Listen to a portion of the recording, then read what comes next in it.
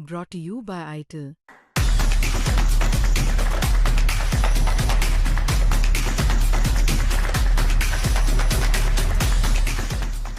बहुत दुखी था रिंकू और उसके चेहरे पे बहुत ये समझ लीजिए कि क्या कह सकते हैं, बहुत ही एक पिता का ना रहना बेटे के मालूम होता है। शुरू में रिंकू को मना करते थे क्योंकि ये बहुत छोटा सा था, करीब 10-12 साल का, जब मेरे पास से कोचिंग ली थी इसने और आज तक।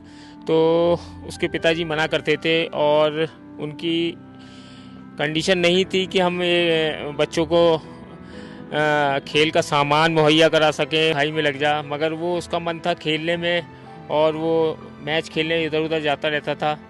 तो उसे मना करते थे, शुरू में मारा भी था। जी हाँ, थोड़ी सी बातचीत हुई थी इस पल के लिए कि कैसे क्या करना। मैंने कहा सब हो जाता है, भगवान सब सही करता है। अच्छा, वो आपसे पूछ रहे थे कि मुझे क्या करना चाहिए। जी। नमस्कार, मैं गौरव कुमार पांडे। इस वक्त यूपी तक की टीम मौजूद है अलीगढ़ में। हम यहाँ पहुँचे हैं, दरअसल रिंकू सिंह के पिता जो है उनकी आज आखिरी सांसें सुबह 5 बजे के आसपास ग्रेटर नोएडा में उन्होंने ली। उसके बाद वो उनकी जो बॉडी है वो यहाँ अलीगढ़ में पहुँची, जिसको जो है मुखाग्नि रिंकू सिंह के बड़े भाई सोनू ने दी। लेकिन इस वक्त मेरे साथ मौजूद है रिंकू सिंह के कोच, वो कोच जिन्होंने रिंकू सिंह को बनाया और रिंकू सिंह को उस मुकाम तक पहुँचाया। कोच साहब, आज का दिन आपके स्टूडेंट यानी कि स्टूडेंट रहे रिंकू सिंह के लिए काफ़ी भारी दिन था। आज आपने उनसे मुलाकात की, आज उनके घर आप गए, क्या कुछ आप अपने स्टूडेंट के चेहरे पर देख पा रहे थे? आज बहुत रिंकू सिंह दुखी था क्योंकि उसके पिताजी नहीं रहे इस दुनिया में। वो काफ़ी टाइम से बीमार चल रहे थे, लीवर कैंसर से पीड़ित थे। तो काफ़ी टाइम से बीमार चल रहे थे, नोएडा में भर्ती थे। आज सुबह में उनकी डेथ हो गई और सारे परिवार में शोक लहर, और पूरे अलीगढ़ में, पूरे यूपी और पूरे देश में बहुत दुख की बात है। तो जैसे ही मुझे पता चला मैं घर पहुंचा तो उनकी डेड बॉडी आ चुकी थी नोएडा से। और रिंकू भी थोड़ी ही देर में 12 बजे करीब आया था और अपने पिताजी के अंतिम संस्कार में मौजूद रहा वो। तो जब रिंकू सिंह वहाँ पहुँचे, क्योंकि कल रिंकू सिंह ने जिम्बाब्वे के साथ जो है मैच के दौरान फील्डिंग भी की थी, आपने देखा होगा, उनसे एक वहाँ पर कैच भी छूट गया था। और आज जब वो यहाँ अपने पिता को उन्होंने इस तरह इस हालत में देखा, तो आप जब वहाँ मौजूद थे, आपने क्या देखा रिंकू सिंह को? बहुत दुखी था रिंकू और उसके चेहरे पे बहुत ये समझ लीजिए कि क्या कह सकते हैं, बहुत ही एक पिता का ना रहना बेटे के मालूम होता है। और परिवार का मुखिया जब घर से चला जाए तो बहुत दुख होता है। तो रिंकू को बहुत दुख था अपने पिता के जाने पे। सर, जिस प्रकार से आपने शुरुआती दौर में रिंकू को देखा, रिंकू के पिता क्या उन्हें प्रमोट करते थे क्रिकेट खेलने के लिए, यहाँ तक लाना पहुँचाना, उन्हें प्रोत्साहित करना? शुरू में रिंकू को मना करते थे क्योंकि ये बहुत छोटा सा था, करीब 10-12 साल का, जब मेरे पास से कोचिंग ली थी इसने और आज तक। तो उसके पिताजी मना करते थे और उनकी कंडीशन नहीं थी कि हम बच्चों को खेल का सामान मुहैया करा सकें और कोचिंग दिला सकें। इस कंडीशन में नहीं थे। उनके फादर एक हॉकर थे, सिलेंडर सप्लायर गोवला गैस सर्विस में।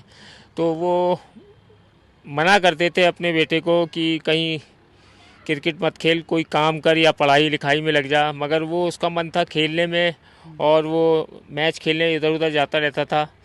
तो उसे मना करते थे, शुरू में मारा भी था, मगर जब धीरे धीरे वो कोचिंग में आया, मेरे पास आया, फिर उसकी अच्छी परफॉर्मेंस रही, ट्रायल्स में आया और उसका टीम में नाम आया यूपी में। तो उसके फादर ने फिर उसको पूरा परमिशन दे दी कि तू अपना खेल पे ध्यान रख और पूरा फोकस खेल पे रखो। तो मतलब उसके बाद उन्होंने कहा कि फोकस जो है अब गेम पे होना चाहिए। तो उस दौरान कभी आके आपके पास वो मिले, बोले कोच साहब ऐसी ऐसी बात है, बेटे को आपने बिल्कुल बना दिया? जी, उनसे बातचीत होती रहती थी इस सिलसिले में। जब वो अंडर 16 खेला, फिर उसके बाद 19 खेला, फिर ओपन रणजी ट्रॉफी में खेला, फिर आईपीएल में आया। ये बहुत जल्दी हुआ क्योंकि वो एक्स्ट्रा टैलेंटेड था और बहुत मेहनती था। पढ़ाई में था नहीं वो, उसका खाली खेल में फोकस था। वो स्टेडियम में 3-3, 4-4 घंटे सुबह में शाम में लगा रहता था। हम लोग भी उसके साथ लगा रहते थे और उसकी परफॉर्मेंस हम लोग बराबर काउंट करते रहते थे। तो इसकी बिना पर बहुत अच्छी मतलब उसकी परफॉर्मेंस रहती थी। इसी की बिना पर उसे आज आईपीएल मिला, फिर उसके बाद इंडिया मिली। ये उसका क्रेडिट उसको जाता है उसकी मेहनत पे। आपने बिल्कुल आईपीएल का जिक्र किया। शाहरुख खान बेहद उनसे खुश रहते हैं, बाकायदा उनको सपोर्ट भी करते नज़र आते हैं और केकेआर में लंबे समय से वो टीम में भी हैं। तो इस तरह का जब सपोर्ट आप इंटरनेशनल लेवल पर देखते हैं, नेशनल लेवल पर देखते हैं, तो आपको कैसा महसूस होता है? बहुत गर्व महसूस होता है कि मेरा भी एक स्टूडेंट इंडिया खेल रहा है। बहुत बड़ी बात है। शाहरुख खान ने बहुत सपोर्ट किया उसे केकेआर में, बीच बीच में उसकी परफॉर्मेंस डाउन रही मगर फिर भी अपनी टीम में रिटेन रखा, ये बहुत बड़ी बात है। और इस टाइम सबसे ज़्यादा रिटेन प्राइज़ मनी शायद मेरे ख्याल में उसी की है, पूरी टीम में 13 करोड़। तो ये बहुत बड़ी बात है, शाहरुख खान ने उसको अपनी टीम में बराबर रखा है। सर, अब जैसा कि वर्ल्ड कप चल रहा है, आप मैच को बहुत क्लोजली मॉनिटर कर रहे होंगे, देख रहे होंगे। कल का मैच जिम्बाब्वे के साथ था और उस दौरान जो है वहाँ पर इंडिया का जो आपने प्रदर्शन देखा। अब आगे जो है, आगे का मैच बहुत महत्वपूर्ण है जो वेस्ट इंडीज़ के साथ है कोलकाता में। आपको क्या लगता है कि अब क्या रिंकू सिंह वहाँ पर मौजूद रहेंगे मैच में? देखिए, रिंकू सिंह मौजूद रहेंगे, वे अपनी टीम को ज्वाइन करेंगे जाके। चांस मिलने की बात अलग है देखिए, क्योंकि टीम जीत चुकी है लास्ट अभी जिम्बाब्वे से। तो देखिए परफॉर्मेंस सब ने दी है, तो ये टीम मैनेजमेंट का काम है, उसको टीम में रखते हैं नहीं रखते, मगर वो टीम से ज्वाइन कर लेगा जल्दी से जल्दी। तो क्या लगता है ये जो आज जो दुख का पहाड़ उनके ऊपर है, क्या वो उससे निकल पाएंगे या उसको और बेहतर से स्ट्रगल कर पाएंगे? हम तो देखिए भगवान से दुआ करते हैं और अल्लाह से दुआ करते हैं कि उसके भविष्य के लिए लोगों से दरख्वास्त है कि दुआ करें और इस पल मुसीबत के पल से उसे निकालें और वो अपना जो इंडिया के लिए खेल रहा है खेले और परेशानी से दूर हो। तो इस बारे में आपके साथ उन्होंने कुछ जिक्र किया, रिंकू ने? जी हाँ, थोड़ी सी बातचीत हुई थी इस पल के लिए कि कैसे क्या करना है। मैंने कहा सब हो जाता है, भगवान सब सही करता है। अच्छा, वो आपसे पूछ रहे थे कि मुझे क्या करना चाहिए? जी, मैंने कहा था कि भगवान एक ना एक दिन सबको जाना है, ये सब चलता रहता है, दुनिया चलती रहेगी और काम भी होते रहेंगे। लेकिन गेम पे फोकस करें। अपना गेम पे फोकस रखो। शुक्रिया सर हमारे साथ बात करने के लिए। तो हमारे साथ कोच साहब थे जो कि साफ तौर पर कह रहे थे कि रिंकू सिंह जो है आगे आने वाले मैचेस के लिए भी उन्हें वो प्रे कर रहे हैं कि आप लोग भी जो है उसे उन्हें जो है थोड़ा सा मेंटली सपोर्ट करें, उन्हें जो है सपोर्ट करें ताकि वो इस दुख की घड़ी से बाहर निकलकर आगे आने वाले मैचेस पर फोकस तरीके से जो है ध्यान दे पाएँ और अच्छा जो है वो परफॉर्म कर पाएँ। हालांकि उनके ऊपर जो गुजरा है वो बहुत बड़ा है, वो बयान नहीं किया जा सकता, ना उसकी किसी के साथ जो है बराबरी की जा सकती है। लेकिन ये जो पल है रिंकू सिंह के लिए बेहद महत्वपूर्ण पल है, ना केवल रिंकू सिंह बल्कि पूरे देश के लिए जो उन्हें देख रहे हैं आगे के मैचेस के लिए।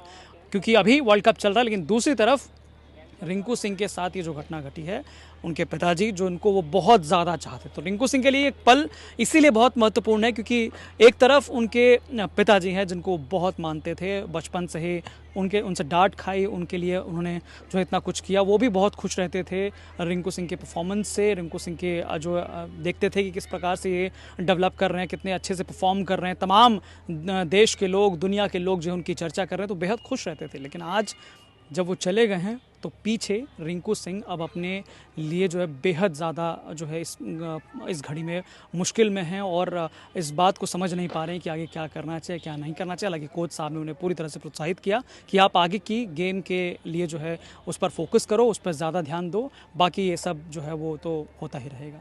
लेकिन बाकी तमाम खबरों के लिए, लेटेस्ट जानकारियों के लिए आप जुड़े रहिए यूपी तक के साथ। धन्यवाद।